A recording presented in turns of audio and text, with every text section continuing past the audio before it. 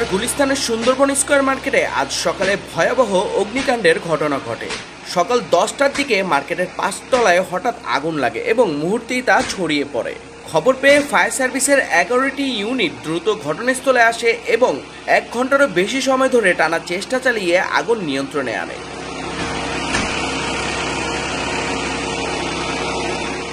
ঘটনাস্থলে এখনো ধোঁয়া দেখা যাচ্ছে, তবে আগুন পুরোপুরি নিভে গেছে। এখন পর্যন্ত কোনো হতাহতের খবর পাওয়া যায়নি। ফায়ার সার্ভিস জানিয়েছেন আগুনের উৎস ও ক্ষয়ক্ষতির পরিমাণ জানতে তদন্ত চলছে।